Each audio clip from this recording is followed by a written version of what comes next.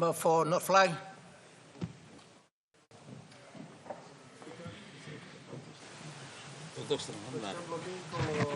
The Minister, it's a follow-up question from the last sitting. On the date 2nd March, I asked the same question in relation to airfares. And I stand here to dream that the next few years, our Papua New Guineans can travel at the very cheapest fare across the whole country from point A to point B. And that's the dream for all of us. In my question, back then, the last sitting, the Minister, when I asked for the airfares hike, the Minister responded in this manner. The approvals of the airfares hike were never done by the board.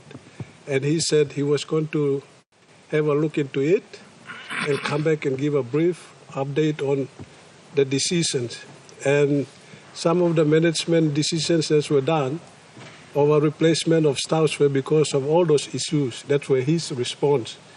And I stand here to question him, what are the progress so far? Have there been any revisit on those airfares? Is there any adjustment done? And can we see some changes with airfares across Papua New Guinea? Will it be sliced by half? What are the decisions today that I need to know? Second question is in relation to Air New Guinea, our flag carrier. There's been numerous announcements, stories of refleeting and all those changes happening. Can the Minister inform us in this House, the people, that what his department or his department doing with Air New Guinea? Because today we are receiving a lot of safety issues across the country with our airline flag carrier. Planti Balus, Plant Tanim will come back, a lot of safety issues. And can we have that address and inform this House what is his plan for the Air New Guinea? Thank you, Assistant Speaker. Honourable Minister, was there in the prize? Thank you, Acting Speaker. I want to thank the member for Not Fly for this important question.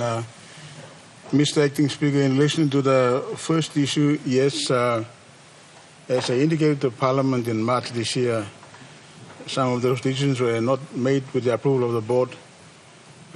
We have looked at the reasons behind the increase in the fares. Air New Guinea, as an ongoing business, has to make money, as you'll all appreciate. The decision has been taken by the board to allow the current fares to remain as they are, to enable our national line to continue to operate as an ongoing business, but subject to the proviso that certain changes were made to the way the company has been run.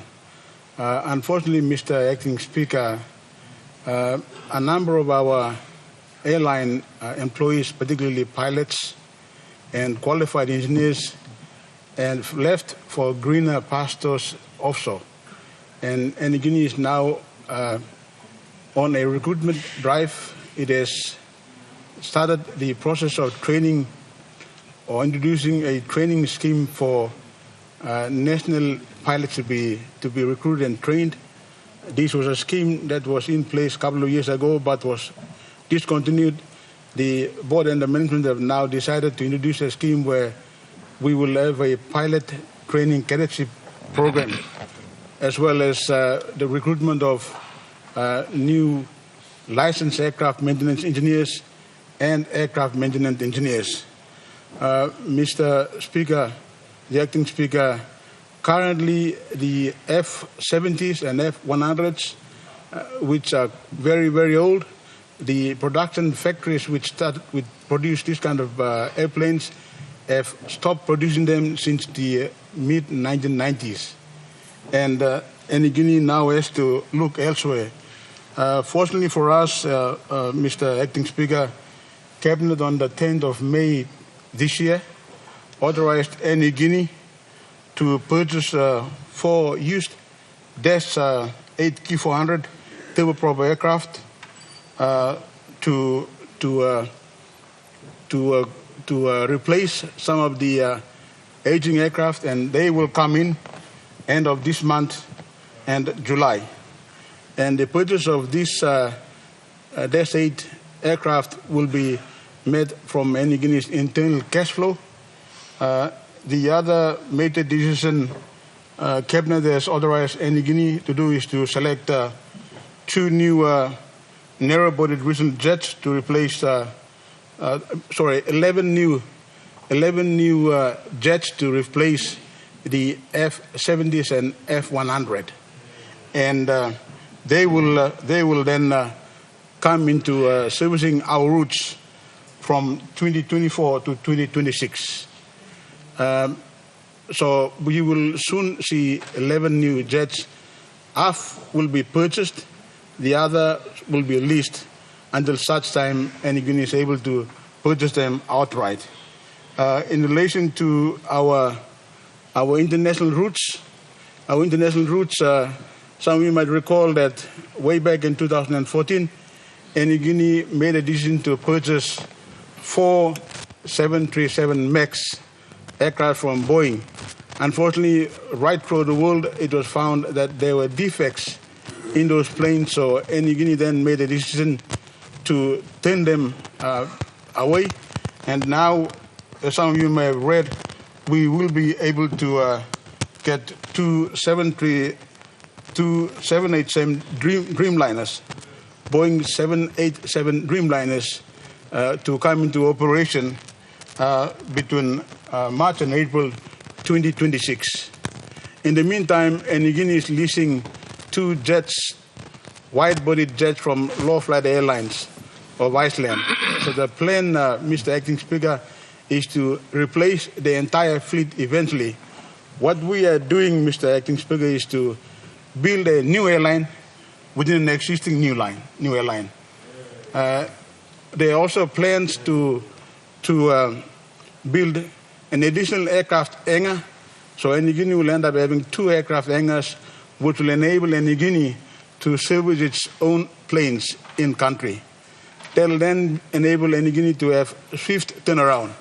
Now, Mr. Acting Speaker, the planes that we have consume a lot of fuel, but the new planes that Air Guinea will be buying, it will cost 25% less in terms of fuel. Mr. Speaker, currently Air Guinea spends nearly 400 million kina in fuel alone. 400 million kina every year in fuel alone, and 378 million kina alone in spare parts. When you have aging aircraft, you need to replace the parts continually, and that is eaten into the cash flow of the airline. But in terms of fuel efficiency, the new planes will consume less fuel. Thereby, it will enable Air Guinea to make profit. When we have new airplanes, we have fully qualified staff, we have less turnaround times. When the departure and arrival schedule has some bit of integrity and airplanes take off and land on time, the costs are less. And in the end, Air Guinea will be able to charge lower fees for the traveling passengers. When you have less fuel, when you have fuel-efficient airplanes, the ability of any airline company to make profit is there. So the belief and the analysis is that when we have this kind of aircraft working with our airline company, we will be able to see reductions in the tickets. So I can assure this Parliament that based on the financing modeling that is available to management and the board, Air Guinea will be able to reduce airline tickets and at the same time make enough money to pay its loan and make enough money to deliver dividends for its shareholders. Thank you, Mr. Speaker.